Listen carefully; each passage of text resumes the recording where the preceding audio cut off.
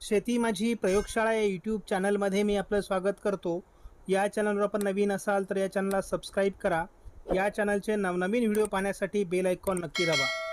आपणास व्हिडिओ आवडल्यास लाईक आणि शेअर अवश्य करा. नमस्कार, मी डॉक्टर मच्छिंद्र बांगर महाराष्ट्रातील हवामान परिस्थिती संदर्भात ताजा अंदाज देणार आहे. अरबी समुद्रातील पावसाचं वातावरण बऱ्यापैकी आता निवळलं आहे, परंतु बंगालच्या उपसागरात वातावरण तयार होतं आहे आणि त्याचा संपूर्ण दक्षिण भारताबरोबर महाराष्ट्राच्या दक्षिणी भागातही परिणाम होतो आहे. सध्या आपण या मॉडेलनुसार जर निरीक्षण केलं तर सांगली, सोलापूर, सातारा, रत्नागिरी, सिंधुदुर्ग, लातूर, धाराशिव या काही भागात पावसाळी वातावरण तयार होत आहे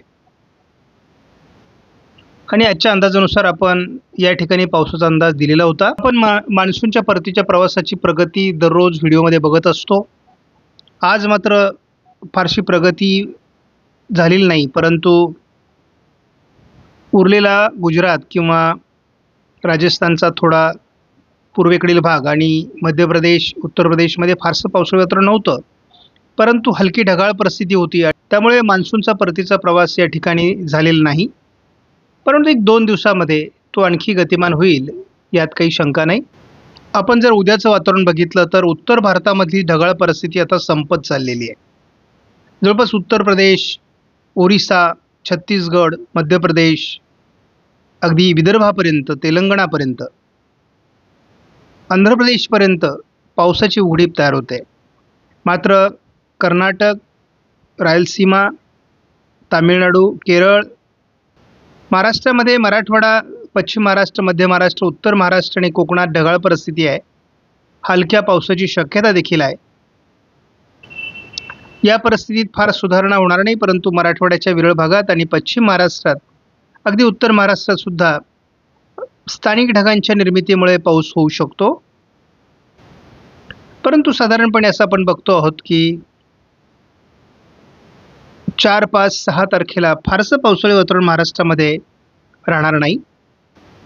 मात्र आपण 7 तारखेला बघतो सह्याद्रीच्या पर्वतरांगांच्या आजूबाजूने आणि दक्षिण कोकण, पश्चिम महाराष्ट्राच्या काही भागात जोरदार पावसाचं वातावरण तयार होऊ शकतं आणि हे साधारणपणे सातारा, पुणे, सांगली, कोल्हापूर, सोलापूर आणि रायगड, रत्नागिरी, सिंधुदुर्गमध्ये हे वातावरण असणार आहे.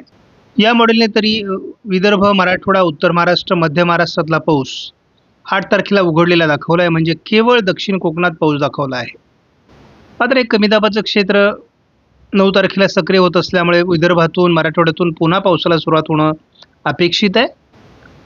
10 तारखेला मराठवाडा, विदर्भात जोरदार पाऊस एका कमी दाबाच्या वातावरणामुळे तयार होऊ शकतो, असा प्राथमिक अंदाज आहे. 11 तारखेचा अंदाजही कायम आहे. महाराष्ट्राच्या बहुतांश भागात 11 तारखेला पाऊस असणार आहे. 12 तारखेलाही विदर्भ, मराठवाडा, पश्चिम महाराष्ट्र असं दक्षिणेकडे पावसाळी वातावरण असणार आहे, परंतु 12 तारखेचं वैशिष्ट्य म्हणजे पुन्हा उत्तर महाराष्ट्राकडून पाऊस कमी व्हायला सुरुवात होईल आणि आपण 13 तारखेला बघतो की महाराष्ट्रातून पावसाची उघडीप सुरू होते.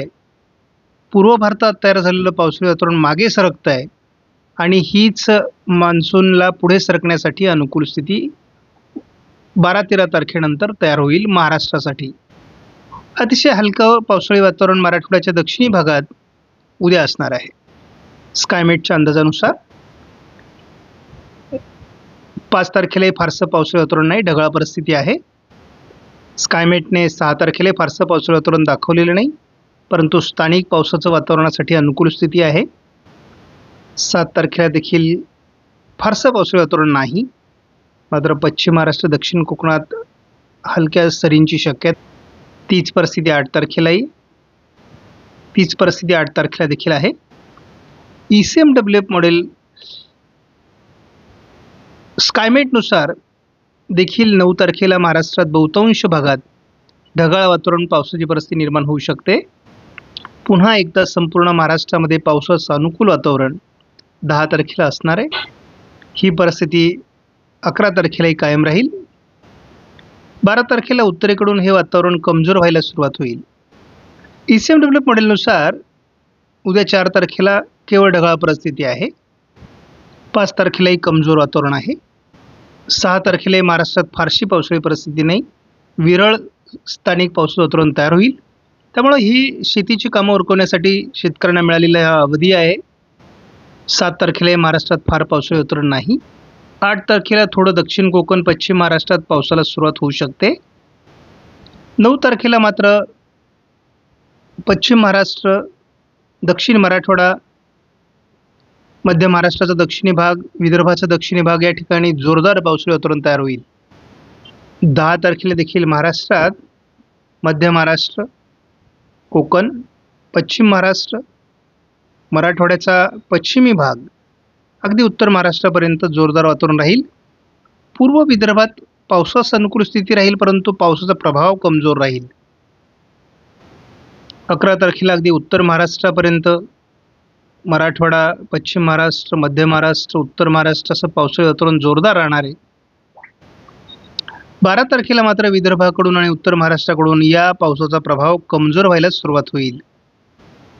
13 तारखेला अरबी समुद्रात एक कमी दाबाचं क्षेत्र आहे. त्याचा किती प्रभाव वाढतो यावर पुढील पावसाचं वातावरण अवलंबून असेल, परंतु महाराष्ट्रात जवळपास 9, 10, 11, 12, 13 तारखेला पावसाळी वातावरण आहे आणि ते शेतकऱ्यांनी त्या दृष्टीने आपलं नियोजन करावं. आपण ECMW मॉडेलमध्ये बघितलं होतं की एक अरबी समुद्रामध्ये कमी दाबाचं क्षेत्र आहे.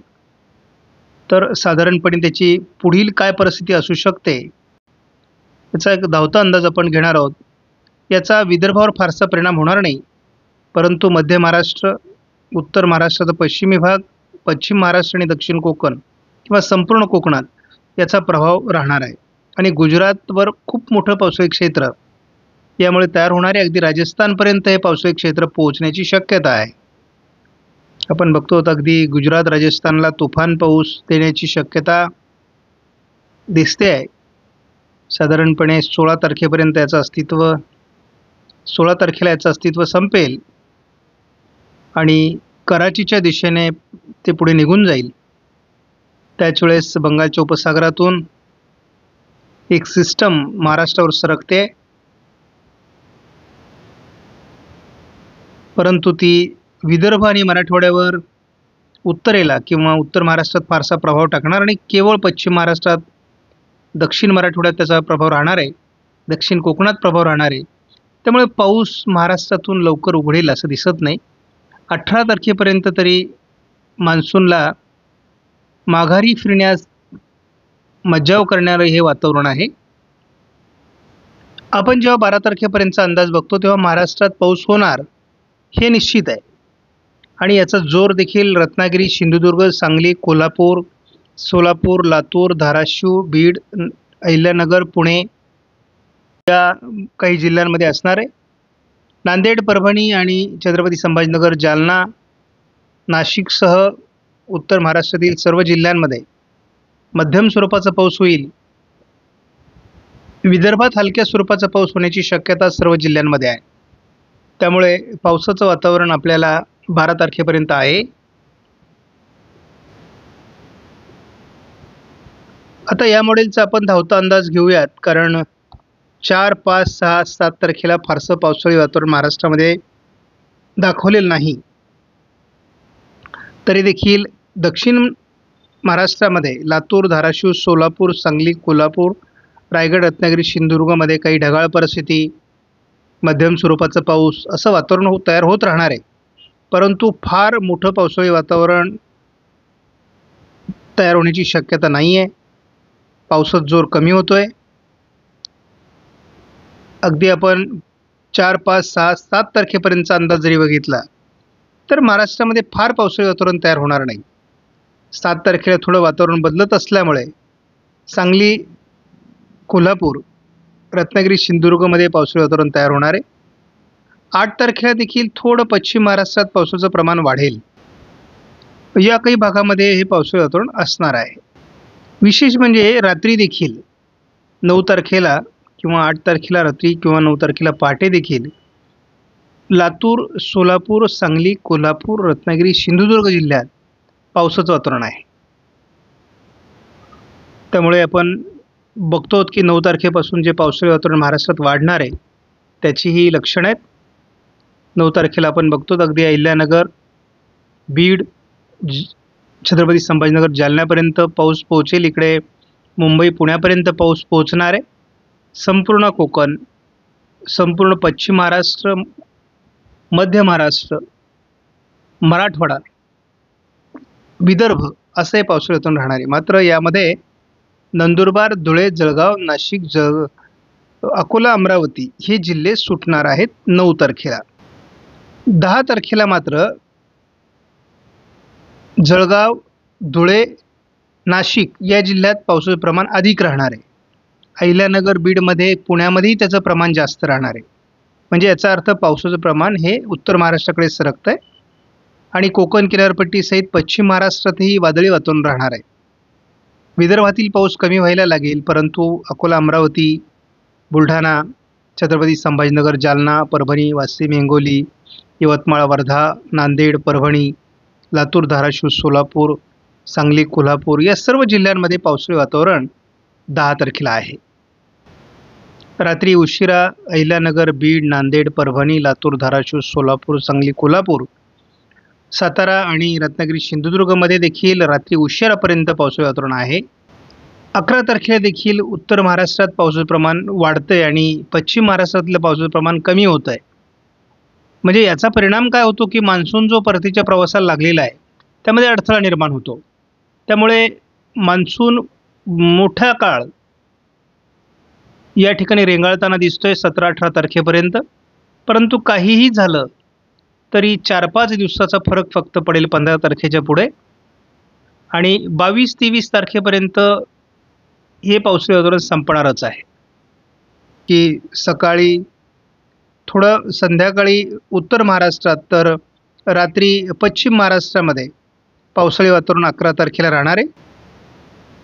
बंगालच्या उपसागरातून येत असलेल्या वाऱ्यांमुळे हे पावसाळी वातावरण तयार होते आणि अंदाज कसा बदलतोय तो बघा. आपल्याला 10, 11, 12 तारखेला काल उत्तर महाराष्ट्रात पाऊस दाखवलेला नव्हता, परंतु आज मात्र या 3ही दिवस उत्तर महाराष्ट्रात पावसाळी वातावरण दाखवलं जात आहे राहणार आहे. तर याचा अर्थ हवामानात नेहमी बदल होत असतात आणि हे बदल अपडेटच्या स्वरूपात आपण देत असतो.